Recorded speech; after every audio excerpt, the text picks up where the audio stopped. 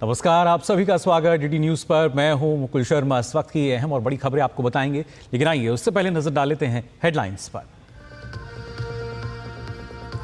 कोलकाता कांड पर टीएमसी नेता का ममता पर वार, आहत सांसद जवाहर सरकार का इस्तीफा, दोषियों के खिलाफ ठोस कदम न उठाने का लगाया आरोप, पार्टी के भीतर भ्रष्टाचार पर भी खड़े किए सवाल, भाजपा ने ममता बनर्जी का मांगा इस्तीफा।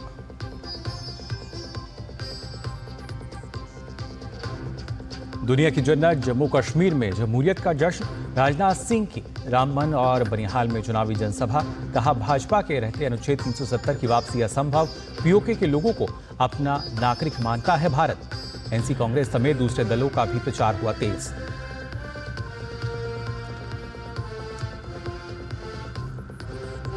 हरियाणा चुनाव में कांग्रेस आपके बीच गठबंधन पर अलग अलग हुए सुर। कांग्रेस नेता सुरजेवाला ने कहा पार्टी अकेले चुनाव लड़ने में सक्षम।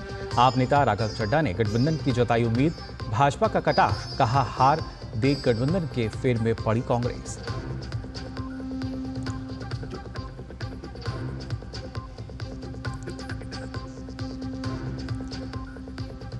मंगेश यादव के एनकाउंटर पर सीएम योगी आदित्यनाथ का जोरदार पलटवार, पूछा डकैतों के मारे जाने पर आखिर सपा को क्यों लगता है बुरा। एक और सपा नेता पर दर्ज हुआ रेप का मामला।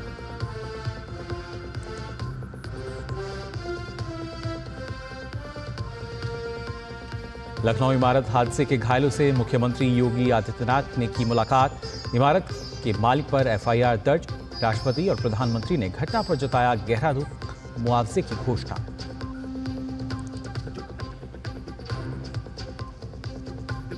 अबुधाबी के क्राउन प्रिंस शेखर खालिद बिन मोहम्मद बिन जायद अल नहयान नई दिल्ली पहुंचे। भारत के शीर्ष नेतृत्व के साथ आपसी हितों, क्षेत्रीय समेत तमाम मुद्दों पर करेंगे बातचीत।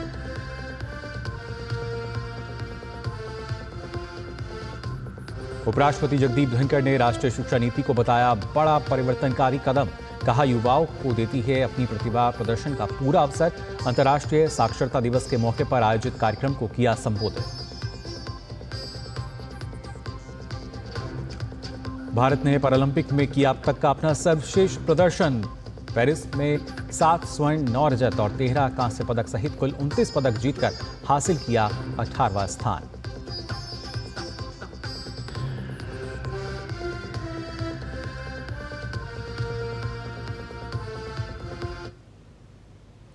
और आइए अब खबरें देखते हैं विस्तार से। एक महीने पहले कोलकाता में महिला ट्रेनी डॉक्टर के साथ हुए रेप और हत्या के मामले में ममता बनर्जी अब अपनों के ही आरोपों में घिर गई हैं। टीएमसी के राज्यसभा सांसद जवाहर सरकार ने कोलकाता मामले पर ममता बनर्जी सरकार के रवैये पर गंभीर सवाल खड़े किए हैं और नाराजगी के रूप में पार्टी और सांसदी से इस्तीफा दे दिया है। जवाहर सरकार ने अपनी चिट्ठी में टीएमसी में व्याप्त भ्रष्टाचार पर भी कई खुलासे किए हैं और कहा कि पार्टी की गलत नीतियों पर आवाज उठाने पर परेशान किया जाता है। जवाहर सरकार के इस्तीफे के बाद से ममता बनर्जी सरकार एक बार फिर से विरोधियों के निशाने पर है। एक महीने पहले कोलकाता में हुए ट्रेनी डॉक्टर के रेप हत्या मामले में ममता बनर्जी सरकार लगातार घिरती जा रही है। बंगाल के आम लोग ममता सरकार के खिलाफ सड़कों पर उतरे तो राजनीतिक दलों ने भी ममता सरकार के खिलाफ मोर्चा खोल दिया। लेकिन अब ममता बनर्जी की पार्टी टीएमसी के अंदर से ही विरोध के सुर मुखर होने लगे हैं। टीएमसी के राज्यसभा के सांसद जवाहर सरकार ने कोलकाता मामले पर ममता बनर्जी सरकार द्वारा उचित और सख्त कदम नहीं उठाने के चलते इस्तीफा दे दिया है। जवाहर सरकार ने न सिर्फ राज्यसभा से इस्तीफा दे दिया, बल्कि वो ममता सरकार और टीएमसी की कार्यप्रणाली से इतने दुखी हो गए हैं कि उन्होंने टीएमसी पार्टी और राजनीति से ही इस्तीफा दे दिया है। ममता बनर्जी को लिखी 2 पन्नों की चिट्ठी में जवाहर सरकार ने कई गंभीर सवाल खड़े किए हैं। उन्होंने लिखा, मुझे लग रहा था कि आरजीकर अस्पताल में हुई दरिंदगी को लेकर आप कोई बड़ा कदम उठाएंगी। आप पुरानी ममता बनर्जी की तरह ही इस पर एक्शन लेने की तैयारी करेंगी, लेकिन आपने कोई भी कदम नहीं उठाया। अब आपने जो कदम उठाया है उसमें बहुत ज्यादा देरी हो गई है। अब राज्य में शांति बहाल होनी चाहिए और दोषियों को कड़ी सजा मिलनी चाहिए। जवाहर सरकार ने अपनी चिट्ठी में लिखा कि कोलकाता की सड़कों पर हो रहा प्रदर्शन स्वतः स्फूर्त है, यानी ये आम बंगाल के लोगों का गुस्सा है, न कि राजनीतिक प्रदर्शन। जवाहर सरकार ने टीएमसी के अंदर फल फूल रहे भ्रष्टाचार पर भी गंभीर सवाल खड़े किए हैं। टीएमसी के इतने बड़े कद के नेता द्वारा ममता सरकार पर इतने गंभीर सवालों के बाद टीएमसी बैकफुट पर नजर आ रही है। टीएमसी सांसद के इस्तीफे के बाद भाजपा ने भी ममता बनर्जी पर निशाना साधा है और कहा है कि ममता बनर्जी की पूरी सरकार भ्रष्टाचार में लिप्त है और खराब कानून व्यवस्था के लिए जिम्मेदार है। जिस प्रकार से आरजीकर केस में ममता बनर्जी ने जो कदम उठाए वो बेटी को न्याय दिलाओ नहीं था, बल्कि सबूत मिटाओ था, सत्य की आवाज दबाओ था और बलात्कारी बचाओ था। आज ये भी बात विंडिकेट हुई है। अब इसके बाद ममता बनर्जी को अपने पद पर बने रहने का कोई अधिकार नहीं बचता और जवाहर सरकार के अलावा उनको भी अपना त्यागपत्र देना चाहिए। कोलकाता मामले के बाद से न सिर्फ बंगाल के लोग गुस्से में हैं, बल्कि पूरा देश अभया के साथ खड़ा हो गया है। लेकिन ममता बनर्जी की सरकार हाई कोर्ट और सुप्रीम कोर्ट की फटकार के बाद भी मामले पर लीपापोती करती नजर आई। लेकिन अब पार्टी के अंदर से ही उठ रहे सवालों के बाद टीएमसी और दीदी दोनों ही बुरी तरह से घिर गई हैं। Bureau report, DD news.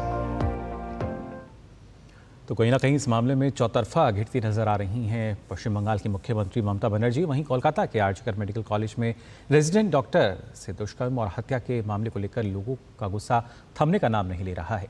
Kolkata में आम लोगों ने मशाल लेकर जुलूस निकाला। इस प्रदर्शन में बड़ी संख्या में महिलाओं ने भी भाग लिया। कोलकाता में मूर्तिकारों और कलाकारों ने भी घटना के विरोध में प्रदर्शन किया।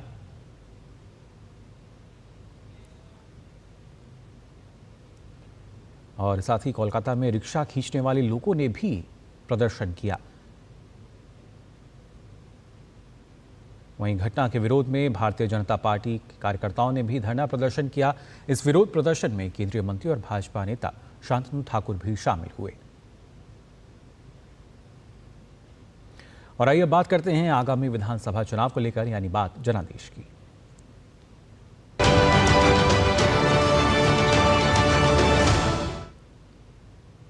जम्मू कश्मीर विधानसभा चुनाव में स्टार प्रचारकों की रैलियों का दौर शुरू हो गया है। कल अमित शाह के बाद आज राजनाथ सिंह ने बीजेपी के पक्ष में जनसभाएं की तो विरोधियों पर जमकर भी बरसे।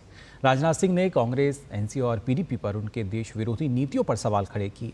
इस बीच बाकी दलों के बड़े नेता भी जनता के बीच जनसभाएं करके समर्थन जुटाने में लगे हुए हैं। सभी दल अपनी अपनी जीत का दावा कर रहे हैं तो उम्मीदवारों के नामों की घोषणा का काम भी जारी है। जम्मू कश्मीर में जमहूरियत के जश्न की बयार बह रही है। बदलते और नए जम्मू कश्मीर की सियासत की बागडोर संभालने के लिए सभी राजनीतिक दलों ने चुनावी रण में अपनी पूरी ताकत झोंक दी है। इसी क्रम में रविवार को रक्षा मंत्री और भाजपा के वरिष्ठ नेता राजनाथ सिंह ने पार्टी के लिए जमकर प्रचार किया। राजनाथ सिंह ने रामबन और बनिहाल की चुनावी रैली में जम्मू कश्मीर में किए गए विकास का जिक्र करते हुए कहा कि जब तक भाजपा है तब तक जम्मू कश्मीर में अनुच्छेद 370 की वापसी नहीं हो सकती है। उन्होंने अफजल गुरु पर उमर अब्दुल्ला के बयान को लेकर जमकर निशाना साधा। राजनाथ सिंह ने पूछा कि अफजल गुरु को फांसी नहीं तो क्या माला पहनाई जानी चाहिए। आतंकवादियों के प्रति हमदर्दी हुआ करती थी। अभी मैंने सुना कि नेशनल कॉन्फ्रेंस के लीडर उमर अब्दुल्ला साहब ने क्या कहा है, अफजल गुरु को फांसी नहीं होनी चाहिए थी। मैं पूछना चाहता हूं उमर अब्दुल्ला साहब से कि अफजल गुरु को यदि फांसी नहीं होनी चाहिए थी, क्या उन्हें सार्वजनिक रूप से माला पहनाया जाना चाहिए? यहां के विकास को देखकर पीओके के लोग कहेंगे कि अब हम पाकिस्तान के साथ नहीं रहना चाहते, हम भारत के साथ जाना चाहते हैं। मैं पीओके के लोगों से कहना चाहता हूं, पाकिस्तान के लोग आपको फॉरेनर मानते हैं, आपको विदेशी मानते हैं, लेकिन भारत के लोग आपको विदेशी नहीं मानते हैं। पीओके के लोगों को हम अपना मानते हैं। आइए हमारे साथ आइए। आप लोग तो अब सौभाग्यशाली हैं कि धारा 370 को हमने समाप्त किया है। किस लिए समाप्त किया है? आपकी बदहाली को समाप्त करने के लिए और जम्मू कश्मीर के लोगों को खुशहाली लाने के लिए हमने लोगों ने धारा 370 को समाप्त किया। उधर नेशनल कॉन्फ्रेंस भी अपने प्रचार को धार देती नजर आ रही है। उमर अब्दुल्ला ने आगामी विधानसभा चुनाव में बड़ी जीत का दावा किया है। हम तो सिर्फ यही कहेंगे कि बहुमत हमारी होगी, सीटें कितनी होंगी वो वोटर तय करेगा। वहीं पीडीपी की मुखिया महबूबा मुफ्ती ने नेशनल कॉन्फ्रेंस पर हमला बोलते हुए पार्टी पर तानाशाही तरीके से काम करने का आरोप लगाया है। उन्होंने कहा कि चुनाव में केंद्र शासित प्रदेश की जनता एनसी को जरूर सबक सिखाएगी। अगर आज वोट की इज्जत है, वो इज्जत इसलिए है कि पीडीपी सामने खड़ी है। अगर पीडीपी सामने खड़ी नहीं होती, अगर मुफ्ती साहब ने पीडीपी नहीं बनाई होती, तो आज भी नेशनल कॉन्फ्रेंस वो तानाशाही के माहौल में इस वक्त भी काम कर रही होती। इस बीच भारतीय जनता पार्टी ने जम्मू कश्मीर विधानसभा चुनाव के लिए अपने उम्मीदवारों की छठी सूची जारी कर दी है। इस लिस्ट में कुल 10 उम्मीदवारों के नाम है। पार्टी ने कठुआ विधानसभा सीट से डॉक्टर भरत भूषण को चुनावी मैदान में उतारा है। इसके अलावा करनाह से इदरीस करनाही, हंदवाड़ से गुलाम मोहम्मद मीर, सोनवारी से अब्दुल रशीद खान, बांदीपुरा से नसीर अहमद लोन, गुरेज से फकीर मोहम्मद खान को टिकट दिया है। धीरज और ऋषि कुमार के साथ ब्यूरो रिपोर्ट, डीडी न्यूज। तो ये तो बात हुई जम्मू कश्मीर की, लेकिन बात अगर की जाए हरियाणा की, तो यहाँ भी विधानसभा चुनाव को लेकर सभी दल अपने अपने उम्मीदवार तय करने में लगे हुए हैं। वहीं कांग्रेस और आम आदमी पार्टी के बीच गठबंधन का पेच अभी भी फंसा हुआ है। दूसरी ओर भाजपा राज्य में तीसरी बार अपनी सरकार बनाने के प्रति आश्वस्त दिख रही है, तो बाकी दल भी अपनी सरकार बनाने का दावा ठोक रहे हैं। हरियाणा की 90 विधानसभा सीटों पर 5 अक्टूबर को वोटिंग होनी है। सभी पार्टियां तैयारियों में जुटी हैं, लेकिन सबसे ज्यादा चर्चा आम आदमी पार्टी और कांग्रेस के बीच गठबंधन को लेकर है। गठबंधन को लेकर कई दौर की मीटिंगें भी हो चुकी हैं, लेकिन दोनों ही पार्टियां कई विधानसभा सीटों पर समझौता करने के मूड में नजर नहीं आ रही हैं। लिस्ट अभी आई है, दूसरी लिस्ट अभी आएगी। केंद्रीय चुनाव समिति विचार कर रही है, इससे ज्यादा मुझे अभी जानकारी है, तो वो पार्टी के महासचिव निर्णय करेंगे। दोनों दलों में चर्चा चल रही है, बहुत ही अच्छे वातावरण में चर्चा चल रही है, और दोनों दलों का ये प्रयास है कि तमाम जो एस्पिरेशंस होती हैं, महत्वाकांक्षाएं होती हैं एक राजनीतिक दल की, प्रत्याशियों की, उनको दरकिनार करते हुए एकजुट होकर मजबूती से हरियाणा के हित में और हरियाणा के लोगों की मांग के अनुसार मिलकर चुनाव लड़ा जाए। हरियाणा विधानसभा चुनाव में भाजपा ने संभावित आप कांग्रेस गठबंधन की आलोचना की है। गठबंधन के नाते से जैसे विचार उनके मन में आया, तो साफ ये पता लग रहा है, आपको भी पता लग रहा है, हमको भी पता लग रहा है कि वो अपनी हार मान चुके हैं। अगर वो हार न मानते तो इस प्रकार के गठबंधनों की बातें क्यों करते?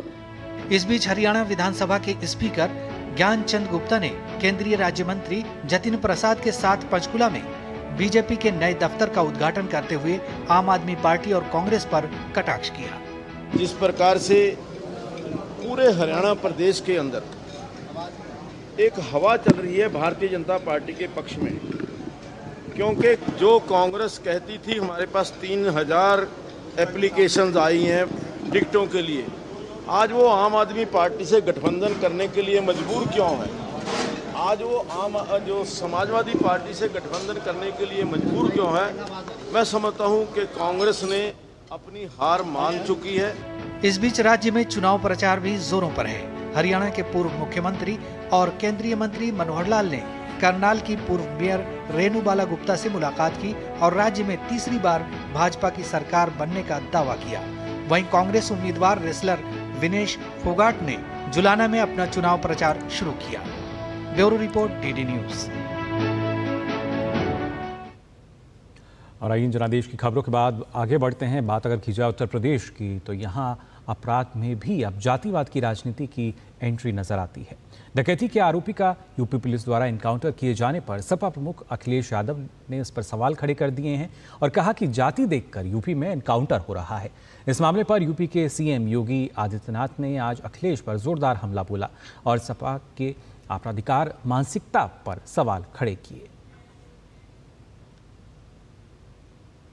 सुल्तानपुर डकैती कांड में हुई मुठभेड़ को लेकर उत्तर प्रदेश सरकार को घेरने की कोशिश कर रही समाजवादी पार्टी पर मुख्यमंत्री योगी आदित्यनाथ ने जोरदार पलटवार किया है।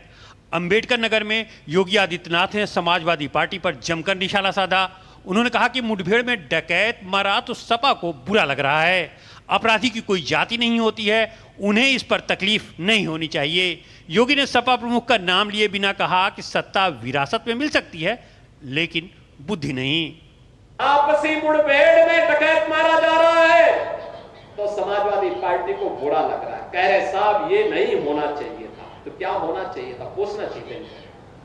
थोड़ा पूछिए इन लोगों से क्या होना चाहिए था। सरकार चलाने के लिए दिल भी चाहिए और दिमाग भी चाहिए।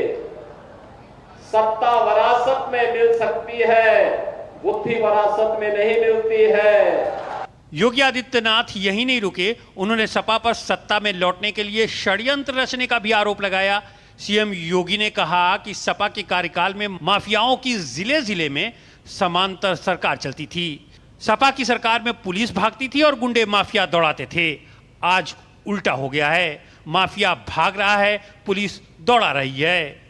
जो जितना बड़ा गुंडा और माफिया होता था, समाजवादी पार्टी में उतना बड़ा ओहदा उसको दे दिया जाता था। याद करिए 17 के पहले पुलिस पहले भागती थी, पीछे पीछे गुंडे दौड़ाते थे। आज 17 के बाद उल्टा हो गया है, अब गुंडा और माफिया भाग रहा है, पुलिस उसको दौड़ा रही है। बीते 28 अगस्त को सुल्तानपुर शहर में चौक क्षेत्र के ठठेरी बाजार में भारत सर्राफा के यहां दिन दहाड़े करोड़ों की लूट हुई थी। आरोपियों की तलाश में पुलिस ने कई जगह छापेमारी की। इस बीच एसटीएफ ने मंगेश यादव को इनकाउंटर में ढेर कर दिया। मुठभेड़ को लेकर सपा योगी सरकार पर लगातार हमलावर है। राहुल गांधी ने भी इस पर सवाल खड़े किए। अब योगी आदित्यनाथ पूछ रहे हैं कि आखिर डकैतों से विपक्ष को इतनी हमदर्दी क्यों है। असलहा लहरा कर डकैती डाल रहे बदमाशों ने अगर किसी ग्राहक को गोली मार दी होती तो तब क्या होता। विकास सिंह के साथ ब्यूरो रिपोर्ट, डीडी न्यूज। तो वाकई ये सवाल उठने लाजमी भी हैं, आखिर अपराधियों से इतने हम कह सकते हैं कि इतने उनको सांत्वना क्यों है। और फिलहाल यही अब सवाल लगातार हम कह सकते हैं कि इन्हीं पर यहाँ पर मुख्यमंत्री योगी आदित्यनाथ ने भी पलटवार किया। फिलहाल खबरों का सिलसिला आगे भी जारी रहेगा, लेकिन हम यहाँ रुकने एक छोटे से ब्रेक के लिए। सर, आप बहुत लकी हैं कि आपके बेटे ने हेल्थ इंश्योरेंस और बाकी सारी फॉर्मेलिटीज टाइम से पूरी कर दी है। मेरा बेटा? तो फिर आप? पॉलिसी बाजार। क्लेम के टाइम पे हमेशा आपकी हेल्प को तैयार। पॉलिसी बाजार, 1 करोड़ का हेल्थ इंश्योरेंस सिर्फ 390 रुपए महीने से शुरू। अरे क्या हो गया, पूरा का पूरा गांव यहाँ आ गया। भैया इसी हाथ से चारा खिलाते हो, तभी तो आपके गाय भैंसों की ब्याज सबसे ज्यादा है। पगले, ये चमत्कार इस हाथ का नहीं, हाथ में जो कपिला पशु आहार है उसका है, जो पशुओं की सेहत अच्छी रखता है और ब्याज भी बढ़ाता है। कपिला, देश का नंबर 1 पशु आहार। बात जब पीढ़ियों के लिए बनने वाले घर की हो तो जिम्मेदारी बड़ी हो जाती है। गैलेंट समझता है ये जिम्मेदारी। अब डबल एम रिब्स के साथ गैलेंट एडवांस TMT रीबार, निर्माण का रियल हीरो। सुरक्षा की गारंटी हर चीज में जरूरी है, चाहे वो मुश्किल स्टंट हो या अच्छी फसल। इसलिए ले आइए IIL के ट्रैक्टर ब्रांड का शिनबार, जो देता है सुंडी और ट्रिप से सुरक्षा की गारंटी। शादी का किचन महके जहां, गोल्डी किचन किंग मसाले हो वहां। गोल्डी लाए हैं फ्रेश लॉक टेक्नोलॉजी, जो रखे मसालों को हर समय फ्रेश। ब्रेक के बाद आप सभी का एक बार फिर स्वागत। डीडी न्यूज़ पर आई खबरों में आगे बढ़ते हैं। उत्तर प्रदेश के मऊ में समाजवादी पार्टी के नेता वीरेंद्र बहादुर पाल पर उन्हीं के साथ काम करने वाली महिला ने रेप का आरोप लगाया है। इस मामले में FIR दर्ज कर आरोपी सपा नेता को गिरफ्तार कर लिया गया है। महिला का आरोप है कि समाजवादी पार्टी के नेता ने अपने पार्टी में पद और राजनीतिक प्रभाव का नाजायज फायदा उठाते हुए उसे मानसिक और शारीरिक रूप से प्रताड़ित किया है। फिलहाल पुलिस मामले की जांच में जुटी हुई है। थाना कोतवाली जनपद मऊ में एक पीड़िता द्वारा एक व्यक्ति जिनका नाम वीरेंद्र बहादुर पाल है, जो चकमेहदी सराय लखनसी के रहने वाले हैं तथा पेशे से अधिवक्ता हैं, उनके विरुद्ध अवैध संबंध बनाने, मारपीट करने इत्यादि संबंधित एक तहरीर दी गई थी, जिस पर थाना कोतवाली पर मुकदमा अपराध संख्या 291/24 दिनांक 7/9/24 को दर्ज कर लिया गया। उनके प्रार्थना पत्र के अनुसार उक्त व्यक्ति ने उनके साथ 6 तारीख को अपने चैम्बर के पास जाकर गाली गलौच और मारपीट किया गया तथा पिछले किसी भी तथ्यों के उजागर न करने देने संबंधी धमकी भी दी गई थी। लिहाजा पीड़िता द्वारा जब थाने पर आकर इसके संबंध में तहरीर दी गई तो प्रथम सूचना रिपोर्ट दर्ज करके अग्रिम विधिक कार्रवाई की जाएगी। वहीं कल लखनऊ में एक बिल्डिंग के गिर जाने से हुए हादसे में अब तक 8 लोगों की मौत हो चुकी है। तो इलाज करा रहे घायलों से मिलने योगी आदित्यनाथ पहुंचे और लोगों का हालचाल भी जाना। घटना को लेकर FIR दर्ज कर जांच शुरू कर दी गई है। घटना पर राष्ट्रपति द्रौपदी मुर्मू और PM मोदी ने दुख जताया है। तो प्रधानमंत्री कार्यालय के द्वारा मृतकों और घायलों के लिए सहायता राशि की घोषणा भी की गई है। न कोई हादसा और न ही कोई निर्माण, फिर भी लखनऊ के ट्रांसपोर्ट नगर की ये 3 मंजिला इमारत ताश के पत्तों की तरह ढह गई। शनिवार को हुए हादसे में 8 लोगों की मौत हो गई। देर रात तक राहत और बचाव अभियान चलाकर मलबे से शवों और घायलों को निकाला गया। मुख्यमंत्री योगी आदित्यनाथ ने घायल पीड़ितों से अस्पताल में मुलाकात कर उनका हालचाल जाना। इस बीच मामले में एफआईआर दर्ज कर ली गई है। एफआईआर में राकेश सिंघल पर बिल्डिंग निर्माण में घटिया सामग्री का उपयोग करने का आरोप लगाया गया है, जिसके कारण बिल्डिंग ध्वस्त हो गई। कमिश्नर ने जांच के लिए पीडब्ल्यूडी के चीफ इंजीनियर की अध्यक्षता में कमेटी गठित की है। कमेटी ध्वस्त इमारत की स्ट्रक्चरल जांच करेगी। ये पता लगाने की कोशिश की जाएगी कि आखिर सिर्फ 13 साल में ही इमारत कैसे गिर गई। इस बीच लखनऊ विकास प्राधिकरण ने बताया है कि भवन का मानचित्र आलमबाग के समर विहार निवासी कुमकुम सिंघल के नाम पास हुआ था। नक्शा प्राधिकरण से 31 अगस्त 2010 को स्वीकृत कराया गया था। वर्तमान में स्थल पर किसी भी प्रकार का निर्माण कार्य नहीं चल रहा था। जो वहाँ 8 लोगों की तो जो मृत घोषित किए गए हैं और लगभग 30 के करीब जो लोग घायल थे, तो वो जिनका उपचार भी अस्पतालों में चल रहा है, कुछ लोग डिस्चार्ज भी हो गए हैं। घायल सभी का उपचार हो रहा है। हम लोग भी रात उनसे मिल के आए थे, अभी भी हमारी टीम वहाँ है। डॉक्टर्स लगातार नज़र रखे हुए हैं उस पर और ज़्यादातर लोग खतरे से बाहर हैं। इस बीच राष्ट्रपति द्रौपदी मुर्मू ने लखनऊ हादसे पर दुख जाहिर किया है। राष्ट्रपति ने अपने एक्स अकाउंट पर लिखा कि लखनऊ में बिल्डिंग गिरने की दुर्घटना में अनेक लोगों की मृत्यु से मुझे गहरा दुख पहुंचा है। मैं शोक संतप्त परिवारों के प्रति गहन संवेदना व्यक्त करती हूं तथा घायल हुए लोगों के शीघ्र स्वस्थ होने की प्रार्थना करती हूं। वहीं प्रधानमंत्री नरेंद्र मोदी ने भी हादसे पर गहरा दुख जताते हुए हताहतों के परिजनों के लिए मुआवजे की घोषणा की है। साथ ही घायलों के शीघ्र स्वास्थ्य होने की कामना की है। प्रधानमंत्री राहत कोष से प्रत्येक मृतक परिजन को 2 लाख रुपए अनुग्रह राशि दी जाएगी, जबकि घायलों को 50,000 रुपए दिए जाएंगे। लखनऊ के ट्रांसपोर्ट नगर में शनिवार शाम बारिश के दौरान शहीद पथ किनारे स्थित एक 3 मंजिला इमारत भरा कर गिर गई। हादसे में कारोबारी समेत 8 लोगों की मौत हो गई, जबकि कई अन्य घायल हो गए। एनडीआरएफ, एसडीआरएफ, दमकल और पुलिस की टीमें राहत बचाव कार्य में देर रात तक जुटी रहीं। इमारत के ढहने के पीछे क्या वजह रही, फिलहाल स्पष्ट नहीं हो सका है। विकास सिंह के साथ ब्यूरो रिपोर्ट, डीडी न्यूज। और फिलहाल बुलेटिन में हम यहाँ रुकने एक और छोटे से ब्रेक के लिए जल्द हाजिर होते हैं।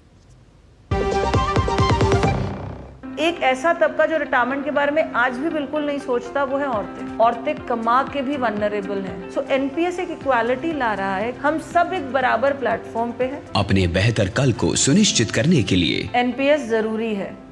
भैया, घर का किराया देना था, कुछ पैसे। इस महीने तो गाड़ी की ईएमआई जानी है ना, अगले महीने पक्का चलता हूँ। आपके बाद फैमिली को किसी के आगे हाथ ना फैलाना पड़े। आज ही लीजिए पॉलिसी बाजार पे 2 करोड़ का टर्म लाइफ इंश्योरेंस, सिर्फ 690 रुपए महीने से शुरू। सुरक्षा की गारंटी हर चीज में जरूरी है, चाहे वो मुश्किल स्टंट हो या अच्छी फसल। इसलिए ले आइए IIL के ट्रैक्टर ब्रांड का शिनबार, जो देता है सुंडी और ट्रिप से सुरक्षा की गारंटी। शादी का किचन महके जहां, गोल्डी किचन किंग मसाले हो वहां। गोल्डी लाए हैं फ्रेश लॉक टेक्नोलॉजी, जो रखे मसालों को हर समय फ्रेश। ब्रेक के बाद आप सभी का एक बार फिर स्वागत डीडी न्यूज पर। आइए खबरों में आगे बढ़ते हैं। अबू धाबी के क्राउन प्रिंस भारत के 3 दिवसीय दौरे पर हैं।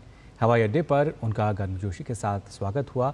क्राउन प्रिंस शेख खालिद बिन मोहम्मद बिन जायद अल नहयान को हवाई अड्डे पर गार्ड ऑफ ऑनर दिया गया। क्राउन प्रिंस पीएम मोदी के साथ द्विपक्षीय वार्ता करेंगे। इस यात्रा का उद्देश्य संयुक्त अरब अमीरात और भारत के संबंधों को प्रगाढ़ करना है। क्राउन प्रिंस के साथ मंत्रियों, वरिष्ठ अधिकारियों, उद्योगपतियों और आर्थिक भागीदारों का एक प्रतिनिधिमंडल भी आया है।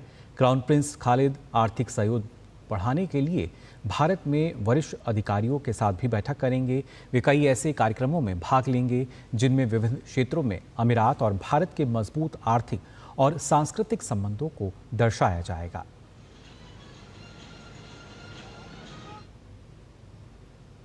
और बात करते हैं खेल जगत से। दरअसल पेरिस ओलंपिक में भारत ने अब तक का सर्वश्रेष्ठ प्रदर्शन करते हुए 18वां स्थान हासिल किया है। भारतीय दल ने 7 स्वर्ण पदक, 9 रजत पदक और 13 कांस्य पदक सहित कुल 29 पदक जीते। वहीं चीन ने सबसे ज़्यादा 94 स्वर्ण सहित कुल 220 पदक जीतकर पहला स्थान प्राप्त किया। 49 स्वर्ण पदक के साथ ब्रिटेन ने दूसरा स्थान हासिल किया। अमेरिका ने 36 स्वर्ण समेत 105 पदक जीतकर तीसरा और नीदरलैंड्स ने 27 स्वर्ण पदक के साथ चौथा स्थान प्राप्त किया।